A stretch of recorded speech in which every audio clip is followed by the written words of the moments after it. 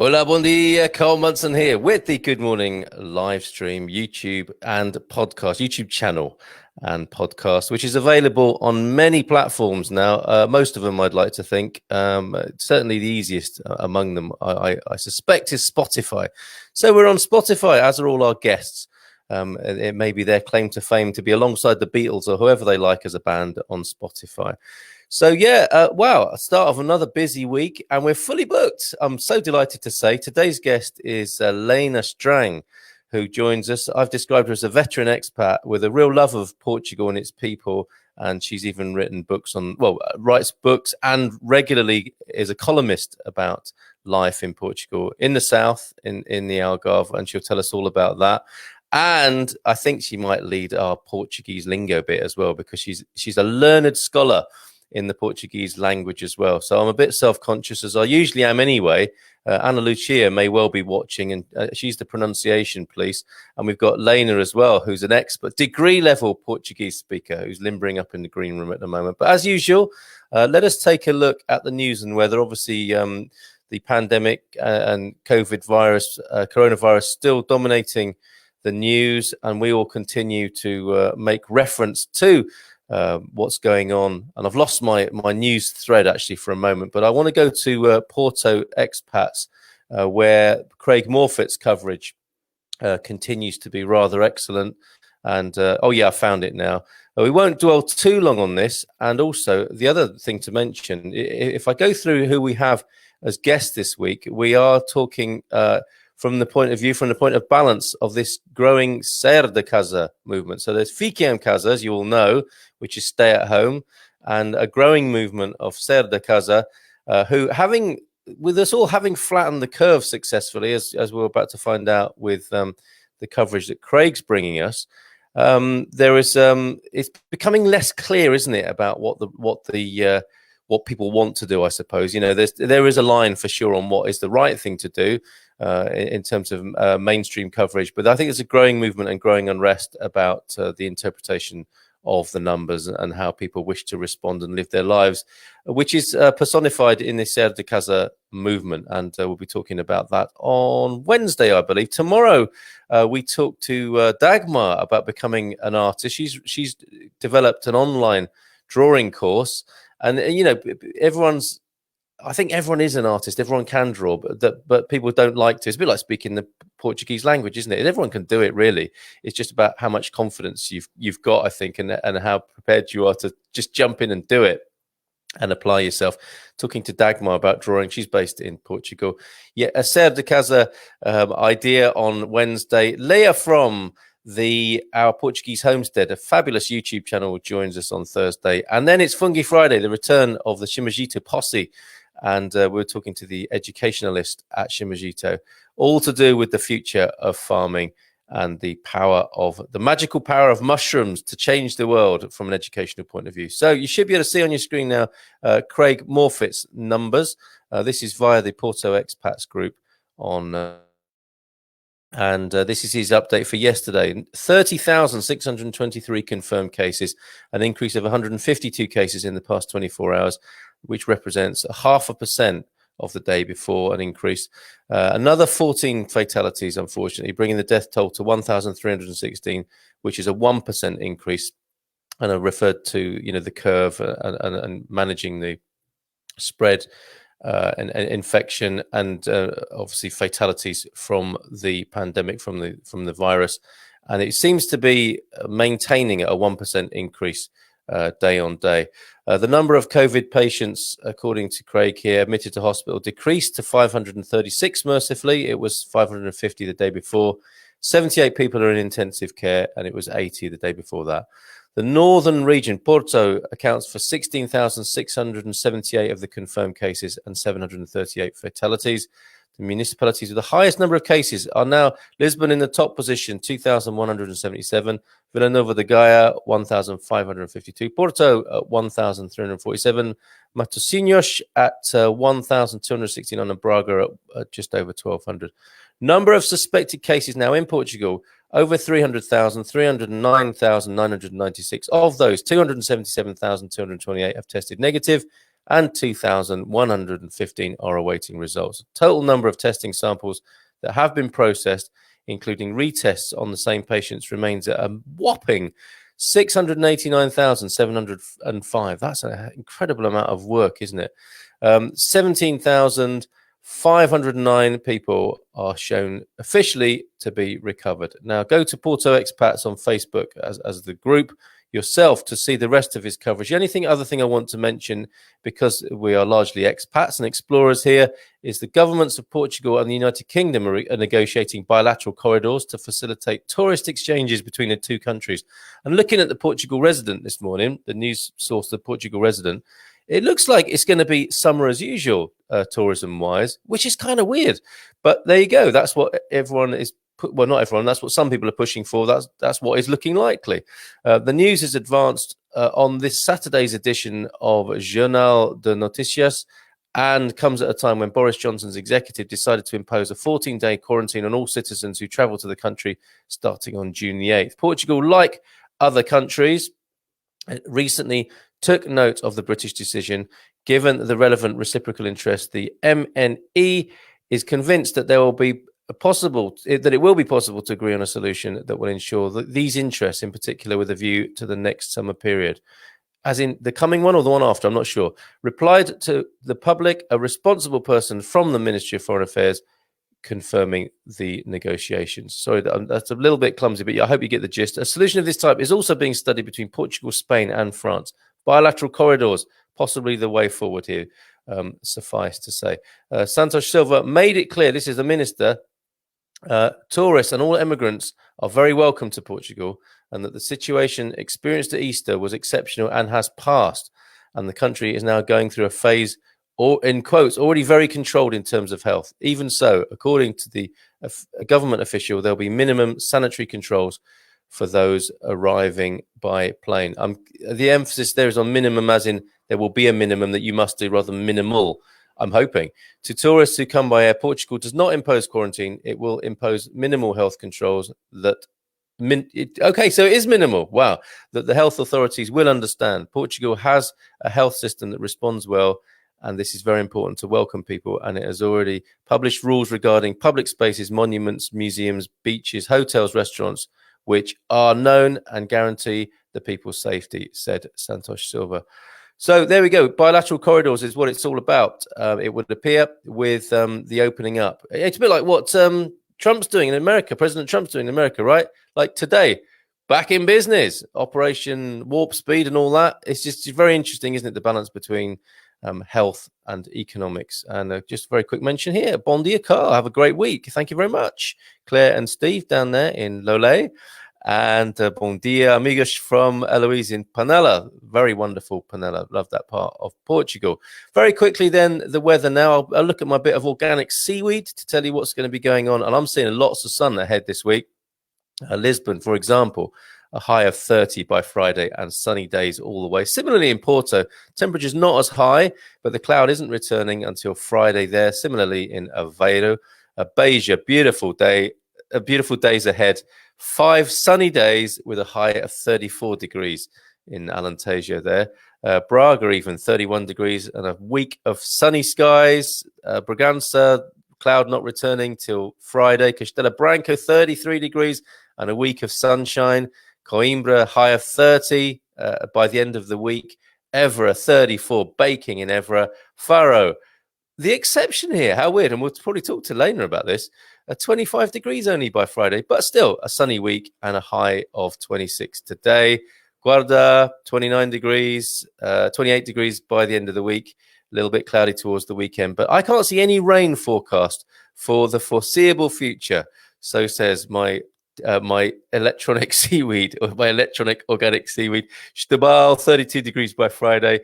A lovely clean sweep of sunny skies pretty much all week, right across Portugal. In the Azores, a 19-degree high by Friday, and slightly cloudy there, being the exception, obviously, with the maritime influence, and Madeira, Similarly, a few sunny days, a little bit of cloud, but no rain anywhere across the whole of Portugal by the look of it for the next week. How wonderful is that? Where are you? Shout out, let us know.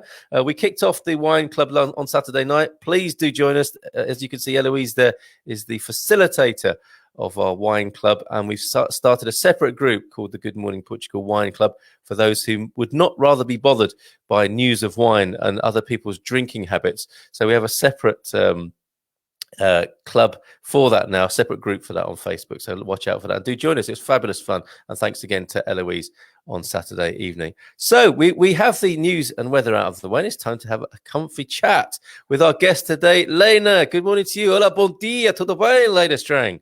Bom dia, tudo bem comigo? E tu? Estás bem? Espero sim. See, obrigado. And I'm going to have to stop there because that's the condition a lot of us find ourselves in. We can do that bit pretty much okay. And then that's where the difficulties start. But Lena, so welcome here. Lovely to have your company. I've described you as an expat veteran, or veteran expat, I should say.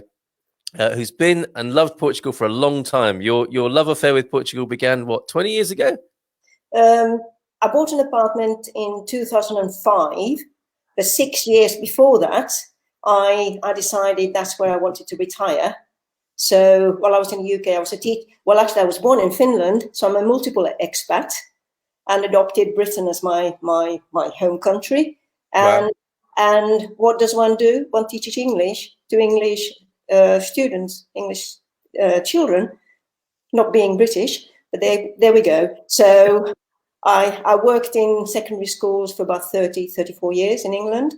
And then one day, because I was on rails to become a head teacher, I was deputy head in a school for 15 years. And then I thought, no, I don't really want to carry the can for everything, because if you're a head teacher, you're a politician. And all you do is just getting finance together and, and just gather about, and you don't actually do any teaching. So I thought, I am going to take early retirement instead of, being on the treadmill. So, and Portugal, I hadn't been to Portugal, but being a journalist that I'm now, I did a lot of research, and I thought Portugal at the edge of Europe is right. I read a lot about it, read a lot of literature. Then I visited one very cold February half term. Loved it even then, even though it was super cold. And bought a flat there and then, fell in love with Lagos in the Algarve. And then I started going to Portuguese lessons for 6 years in the UK. So I did my GCSE, I did my AS level, because I was determined, if I'm going to relocate one day here, I want to speak the language. So that's an incredible commitment, and I'll take my hat off to you. I mean, you're a teacher. I guess that's the sort of method you would employ, and you want to know what you're doing. And I love it, and I love it. I can hear a little bit of Finland and a little bit of Birmingham in there, and now there is a sun-soaked Portuguese aspect to your voice as well. Oh yes, absolutely. Amazing. So Lagos is how we should say it, and that's where no, Lagos. Lagos. Oh my goodness, there I go. Okay, Lagos. So a long R sound, like a long O at the end. Lagos. Lagos. O at the end isn't stressed. When it's stressed, you have an open O sound and a closed O sound at the end of a word, and then you do the sh sound, of course. Lagos. Hopefully, I'll get this. It must shock you to have people coming and calling it Lagos. Oh no, not in Nigeria. Okay, so you've written a book, one of a few, I think, and we have Touching Lives. Tell us about that. This is about, for me, it looks like you're, it's said in the newspaper business that people make news, and I think that's so true. We want to know about other people's lives, don't we? And you've obviously do that and have found out about them. What's the story, the idea behind Touching Lives? Right. Well, when I moved here more or less permanently when I retired in 2010. Okay.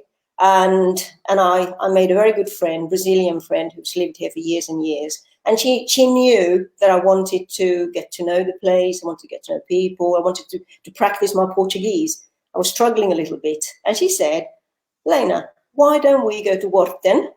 and get a video camera, and you can start interviewing people. So I thought, yeah, why not? So my first interview object was a 90-year-old fisherman in Portugal, a little fishing village near Lagos. So we went there, and she helped me to prepare the questions because I wasn't that fluent. And I interviewed him, and he was absolutely lovely. In the middle of the interview, he burst into Fado song. So I filmed it, and it was absolutely fantastic. And then because I wanted, being a teacher, I love literature and I love writing, but you always end up correcting students' work, and you never actually end up writing anything else. So I wanted to do some writing, and I went to writers' workshops in Monchique, here in the mountains near here, and I wanted to write a novel. But I wrote up this article, and a short article about this fisherman, and he's got an interesting life, living through the dictatorship, and and he really loves the good life. Everybody in the village knows him because he's quite a character, and he reckons what kept him alive all these years is a good walk every day and a glass of red wine, and that's healthy. And what I did, I wrote up the article about his life and all the rest, and only like a page. And then at a party, I met somebody called Tom Henshaw, who just started a community magazine in the Algarve. Anybody in the Algarve will know tomorrow. It was only 4 pages, okay? And I said, yeah, I've done this, and I've written up this article. And I said, tell you what, why don't you submit that to tomorrow? And I said, all right, I'll do it. So it was published, as an article with a picture of José. And then Tom said, yeah, we're having this was in March 2008. Okay, and 8 years ago, 2012. And then he said, well, why don't I write something for April? And I thought, all right. So Bernadette, my friend, she knows everybody in Lagos. She organised somebody else for me to interview, went along, interviewed it. And then so it went on month after month after month. And then I became more confident. So I didn't actually need her help anymore. Because what I had to do, I interviewed people in Portuguese, transcribed the interview, translated into English, and then wrote the articles in English. Amazing. So after a few years, I had loads of articles. And then somebody said, Lena, what do you do with all your articles? Well, they're published. Yeah, but they're sort of forgotten, and nobody can read them. Why don't you collate them into a book? Beautiful. So I thought, right, okay, I'll do that. So I rewrote the articles, and then I published my first book, Touching Lives, and that is José, the fisherman, the very first one that I wrote about. We see him again. Can you hold that right up to the camera? Where is he? He's right in the middle in the straw hat. Wonderful, wonderful. Okay. And a lot of these people were people from the local market, farmers, artists, architects, and what I like doing as well, being curious. We got lots of abandoned houses in Portugal, and certainly in Lagos. And there was this wonderful, wonderful manor house smack in the middle of Lagos that was going to rack and ruin. And everyone was saying, what's happening? Who lived there? What's going on? Why isn't it being restored? So I was able to get hold of the granddaughter of the people that lived there in 1890s. And he was the ambassador of the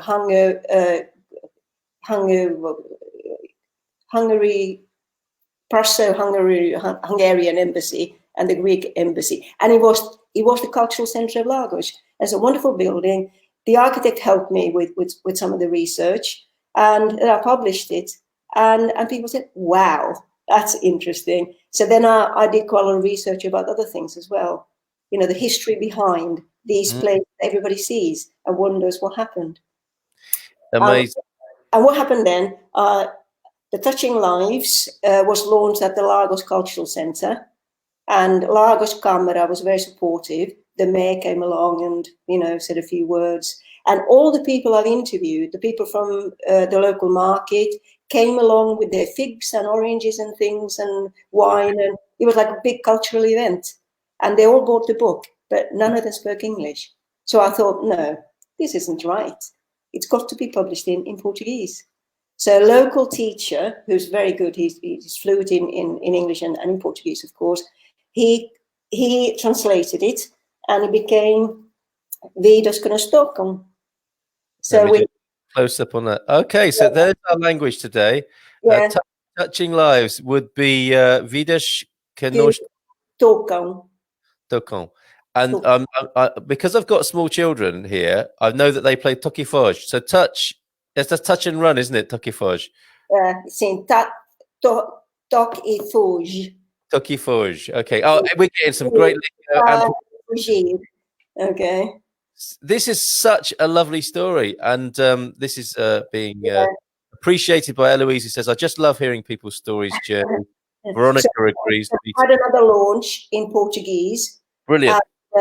It was actually done in a secondary school, and what the teachers decided is that, because I wrote a lot about the people who lived during the dictatorship, what life was like, how life has changed, and I wrote about an old fisherman who makes miniature boats, miniature, quite big ones, and he's an absolute craftsperson, and he's a bit of a writer, a bit of a philosopher. So he came along to the launch of the Portuguese book, and he talked about his work.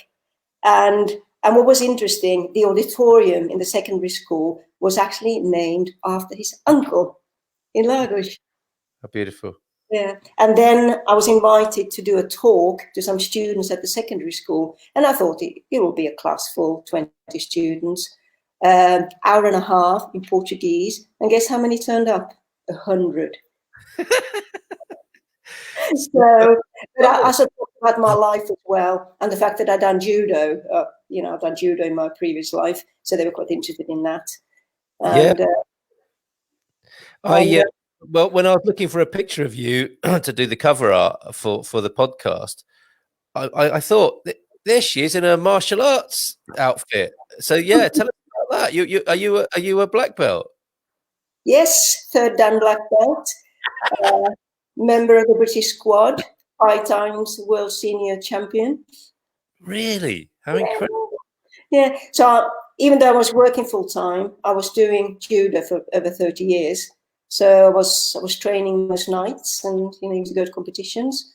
I was Welsh champion 5 times, and then with the masters, there was a competition somewhere in the world in June. What I did with the governors of my school, because I used to do the timetable, so they allowed me to go to the masters competition in June, but I did the timetable during June half term, most of it.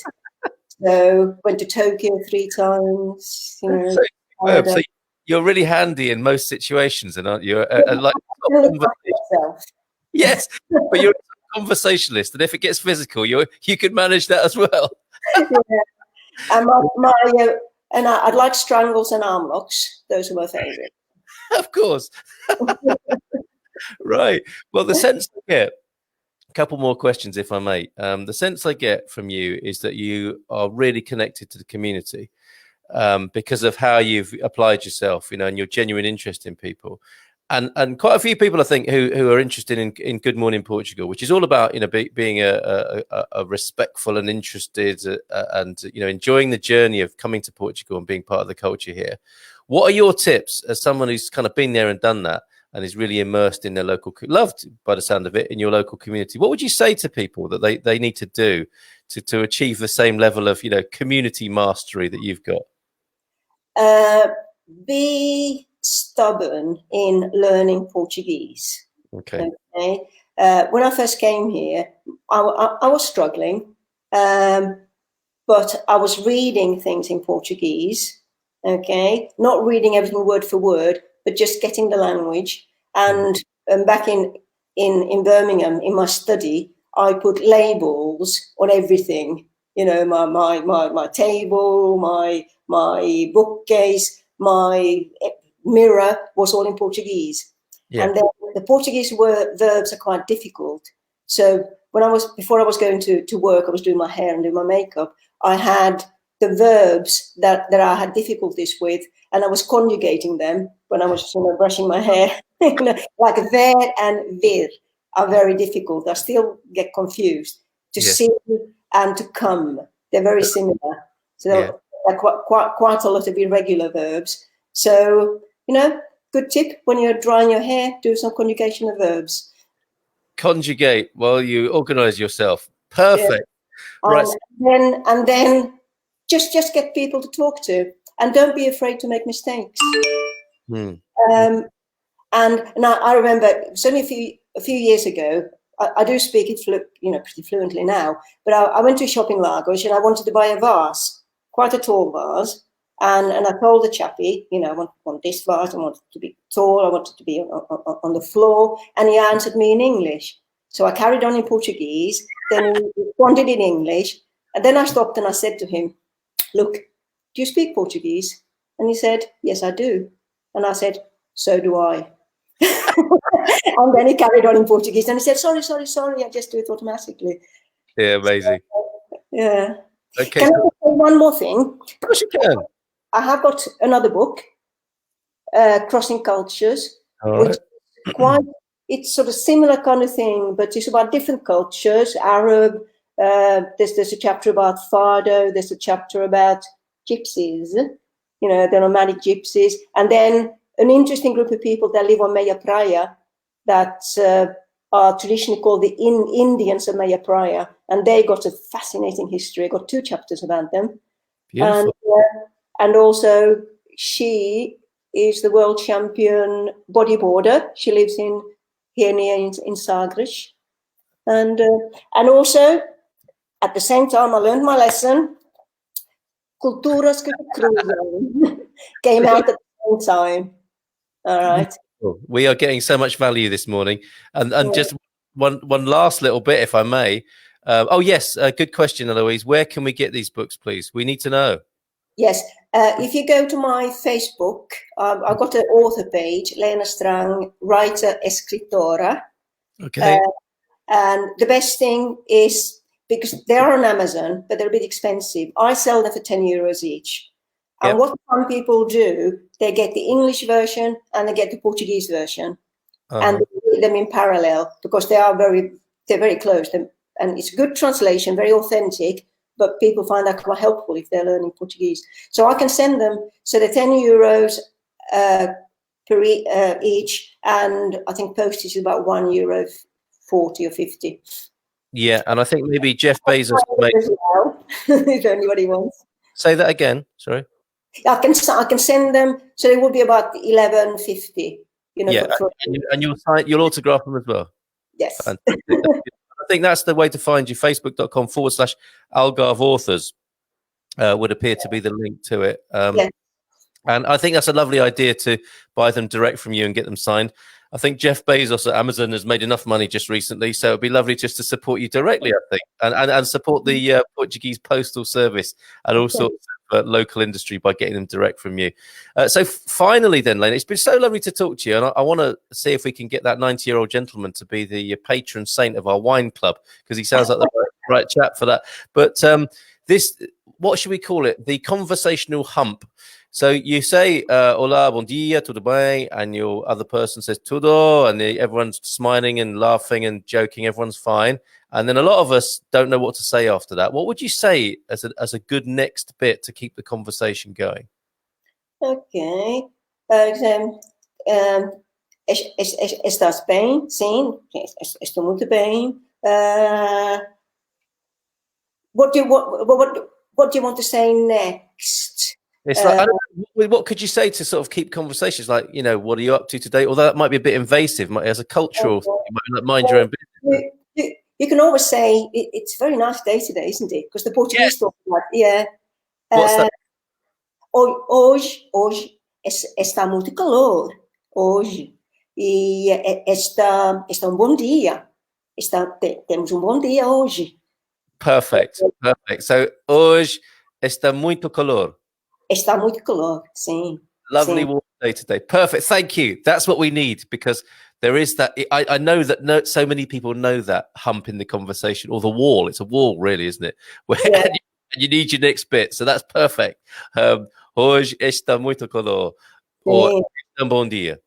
Sim, é isso. Thank you so much. Look, the pronunciation police are here, and she's written a lot. We can't even see ourselves. Just a tip: Portuguese people love speaking English as they get to practice the English language with a fluent English-speaking person. Sometimes it's hard to learn Portuguese with an English person in Portugal because of this. Although it doesn't stop you answering in Portuguese. Lol. I found that because I speak fluently both English and Portuguese.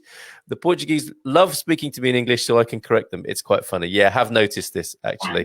And when we've been really stuck, particularly in northern Portugal and with older folks, we go to French as well, which is a bit of a fallback too.